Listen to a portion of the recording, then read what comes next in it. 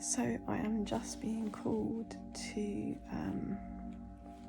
and yes, I can hear people saying, oh, called all the time. I do use this word because it's not like I get up in the morning and want to come straight on the phone. But basically, as I mentioned in the last video, for whoever watched it and obviously know about the sort of the chosen and the 144, I don't want people to, well, I guess it's not caring, but this is all new for me, this whole spiritual awakening, and part of it is that the 144 has become a central theme in my life. It's something that I wrote about, a little bit about, in my sort of big, I call it a blog, but it's more like an analytical essay on my website, after I got called to Jamaica to explore this shaman woman inside of me that is expanding. And when that article came out, and the people that I was around and connected to this religious cult and had sort of evil intentions towards me, I believe, read it because it was talking about Obeah and spell work, and people like, why do we need to do spell work? Ultimately, if we trust in a higher power, if we trust in the powers that be, in the universe, in our love, in our lives, we don't need to be casting spells. Especially of dark intention. You know, people do rituals and spells to protect themselves, or to call in the rains, or to do other things, which I was doing out there. I was trying to support the seasons and called in the rains because it was very dry when I was there, and after I did some drumming there was rain. And I'm not saying that I wasn't necessarily responsible for that, but I do believe in energy, and I'm a powerful being, and that the collective desire and everybody that was speaking rain into existence there sort of manifested. So, having written this article and mentioned that I believe that I'm a connection between the 144, I believe that around 2012 there was a big, well, we know what happened in 2012, and there was this sort of like, I don't know if it's the second wave of volunteers, because I believe I'm the third wave of volunteers that Dolores Cannon mentioned. But in 2012 there was a huge energy in London. At that time I was, had a little job on the side, but but on the side, my favourite thing to do was I was promoting African music parties across London, and met some really, really interesting people from all around the world, and also just gigs that were happening at that time. It was a very, very powerful time in London, and people from South Africa and, well, all over really.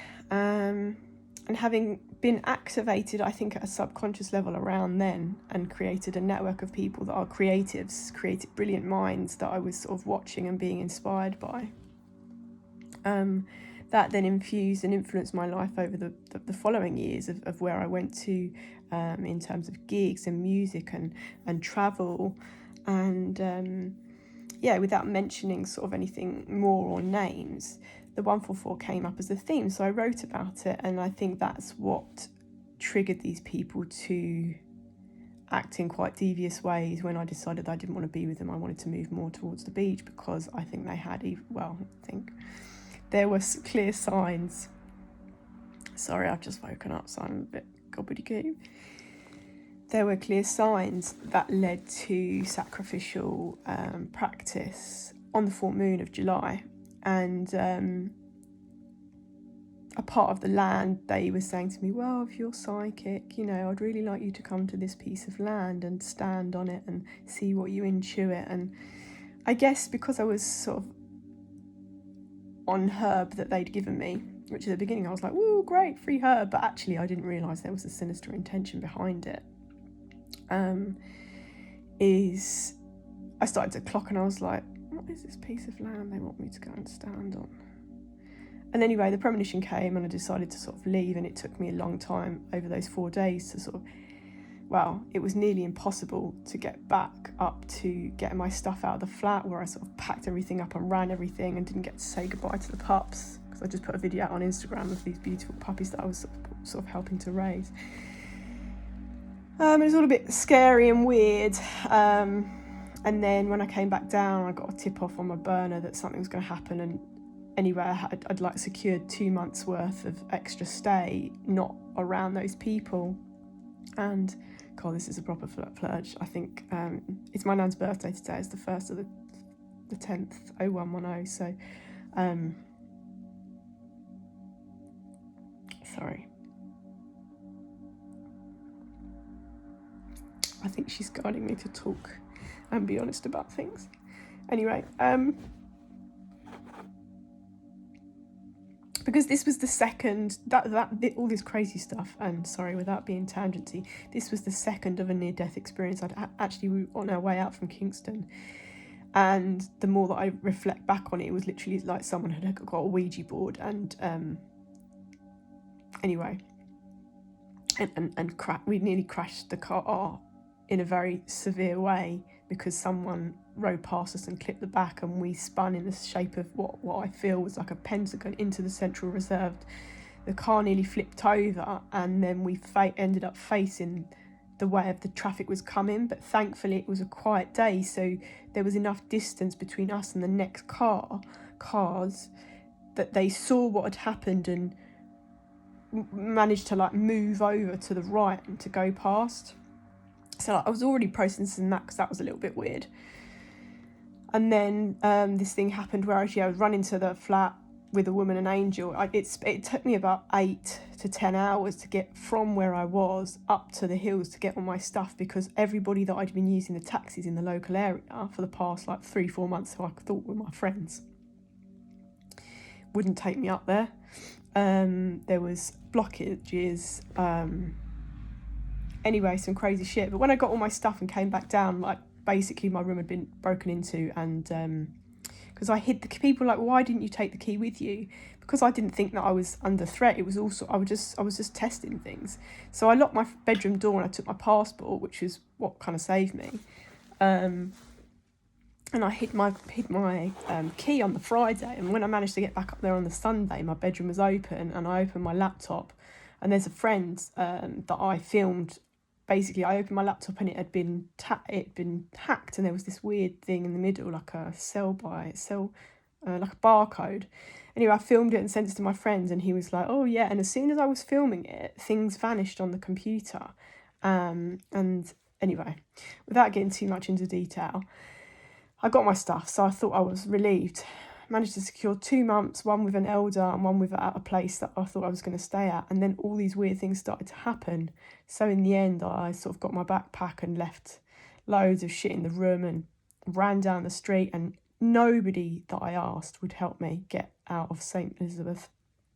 And this is not to diss that parish. This is not to diss Jamaica. I absolutely, in many, many ways, had the time of my life. And I don't believe that those people are connected to everybody else there, because there are pure souls that I'm still connected to, who watch my things, and and also just people that helped. But basically, oh gosh, I'm a bit nervous. I think I'm just tired.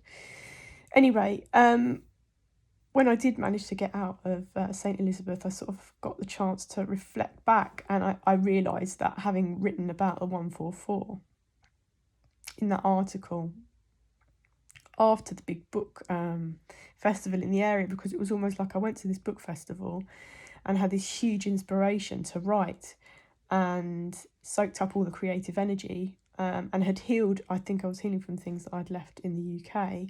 So after 2 or 3 months there, the festival happened, and I was like, right, I've got a month. And that was when I just wrote this piece. It was sort of about shamanism and me, and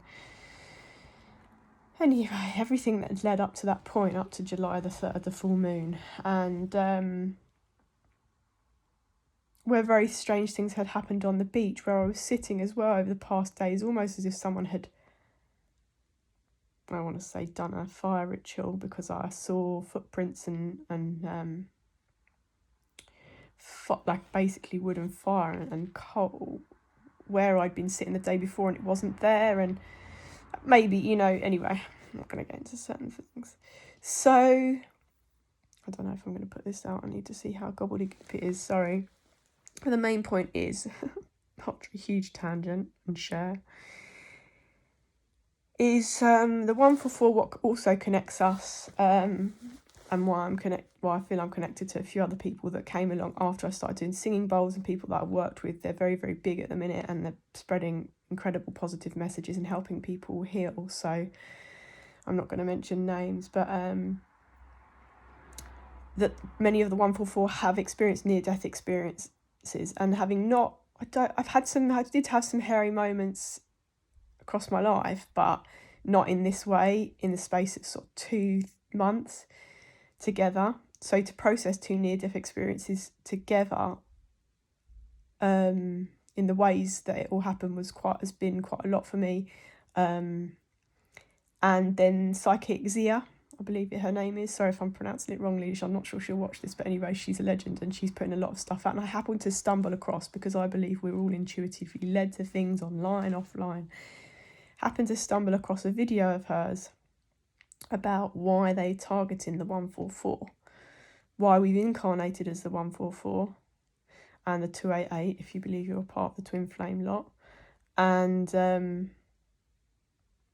what they're trying to harness, why they want the physical bodies, why they want the human bodies, i.e. the sacrifice, which is what maybe in a less gobbledygook way, 1111, I am meant to be sharing, maybe in a less gobbledygook way, and thank you for your patience, I